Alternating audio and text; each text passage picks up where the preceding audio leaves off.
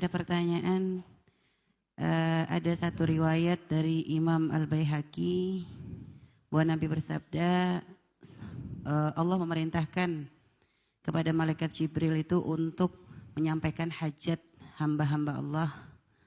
Lalu ketika ada seorang mukmin yang berdoa kepada Allah, Allah berfirman kepada Jibril, gitu, wahai Jibril, tahan hajat hambaku, fa inni uhibbuh wa uhibbu sautahu. Jadi aku suka kepadanya, aku suka suara rintihannya itu ya.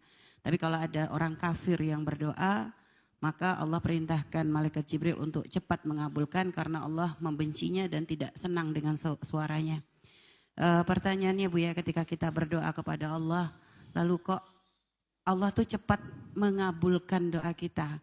Apakah boleh kita langsung, ya Allah, ini jangan-jangan Allah ngabulin, ini Allah nggak suka suara rintihan kita gitu. Nah kalau kita berpikir seperti itu, apakah itu adalah bentuk kita prasangka buruk kepada Allah? Bu ya? Pertama, insohal hadis. Kalau seandainya hadis itu benar, perlu dicek seperti apa. Akan tapi makna hadis itu sering kita dengar dari para ulama. Jadi seorang hamba kalau mengadu kepada Allah, Allah senang.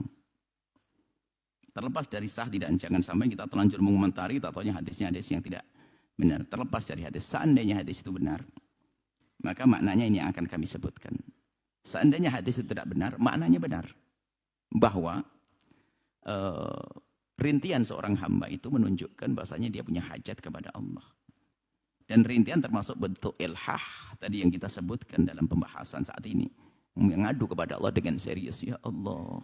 Nah, adapun riwayat sama Jibril suruh nunda, wallahualam kita harus cek kembali masalah itu karena nggak gampang. Kita harus waspada. Jangan-jangan itu riwayat yang dia tahu seperti apa. Ditahan biar dia nangis, biar merintih dulu, kemudian aku kasih. Nah, sehingga karena hadis ini ada pertanyaan. Kemudian kalau ada orang mohon kepada Allah dikabul, apakah itu tanda Allah tidak senang dengan rintihan kita? Inilah hamba. Manusia itu ada dua model. Dan dua model ini dekat kepada Allah. Model yang pertama adalah model orang yang diuji oleh Allah dengan musibah. Diuji oleh Allah dengan musibah. Tapi dia adalah mau ngadu kepada Allah itu malu. Ini pangkat tinggi, biarpun ulama syariah mengatakan nggak boleh seperti itu. Kan Allah sudah tahu. Karena Allah sudah tahu kenapa saya harus minta. Saya merasa malu minta kepada Allah. Allah sudah tahu. Ini ada makom yang semacam ini. Jadi nggak sempat dia merengek kepada Allah karena yakin Allah sudah tahu keadaanku. Bahkan dia meyakini bahasanya, aku dijadikan Allah dengan sakit ini karena Allah ingin mengangkat derajatku.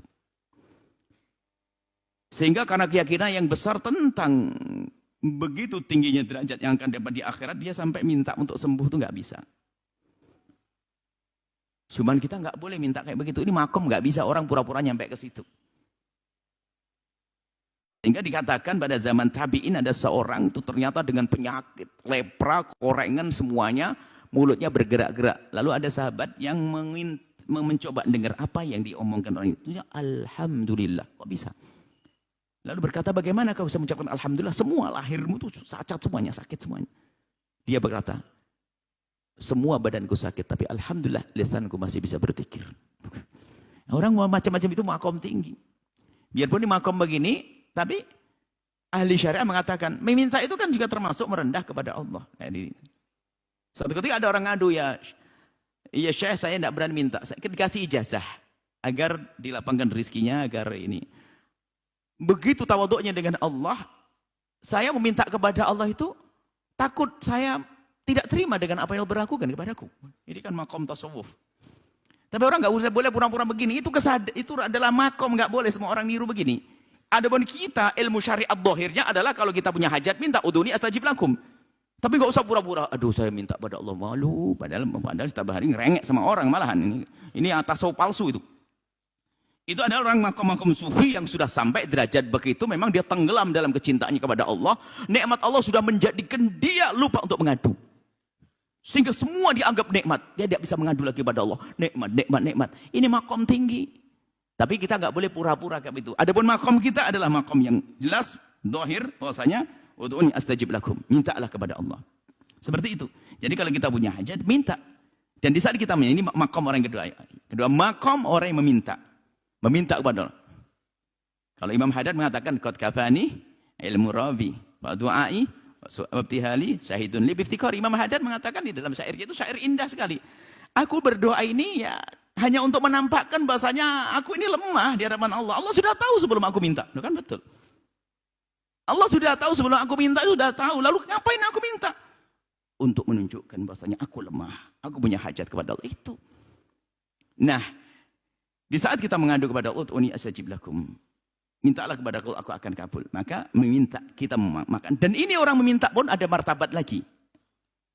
Martabat yang pertama ini, kalau bicara ini adalah dunia tasawuf itu adalah untuk naik pangkat, untuk bicara naik pangkat, bukan berkhayal saya sudah sampai begitu, enggak.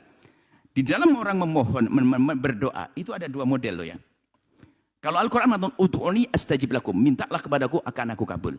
Maka orang yang kenal Allah dengan sesungguhnya, dia meyakini doa itu mukul ibadah, dan doa itu adalah tujuan, bukan sarana untuk sampai kepada hajat kita. Maka mereka mengatakan bahwasanya aku berdoa ini karena aku memenuhi permintaan Allah. Allah menyuruhku, udhuni, berdoalah, maka aku memohon kepada Allah. Ini makom. Kalau kita minta kepada Allah karena kita minta untuk hajat kita. Kan beda kita. Saya kita kurang duit, yang jomblo pengen nikah. Itu kan berdoa. Kalau orang yang sudah kenal Allah, aku memohon kepada Allah karena aku memenuhi permintaan Allah. Kalau kita orang awam begini, minta kepada Allah karena kita ingin dipenuhi oleh. Semuanya sah, hanya makomnya beda-beda. Ini bicara tentang doa. Makanya sudah tidak usah pusing. Pokoknya kita tugasnya berdoa. Apakah dikabul tidak dikabul? Kemudian juga kalau bicara mengkabulan tadi, saya meminta kepada Allah, tapi kok langsung dikabul? Wah. Yang penting jangan sombong. Jangan merasa wah ini sudah karomah, setelah minta dikasih oleh Allah. Nah, ini sudah para kekasih Allah di saat meminta langsung dikasih, dia mikir. Ini betul nikmah atau istidraj.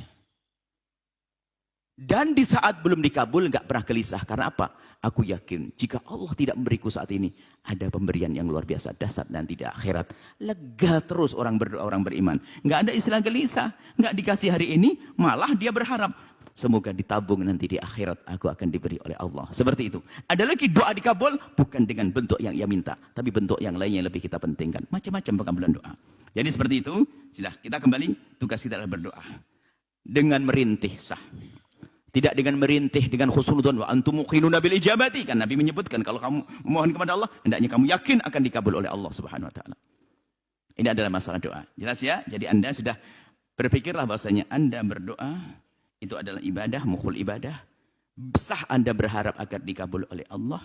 Anda yakini pengkabulan ada di dunia, ada di akhirat, ada dalam bentuk yang kita ingin, ada yang lainnya. Kemudian di saat Anda diberi oleh Allah, Anda harus waspada. Apakah ini betul karunia atau istighfar? Terus Anda koreksi begitu terus. Berarti Anda kenal Allah selamanya.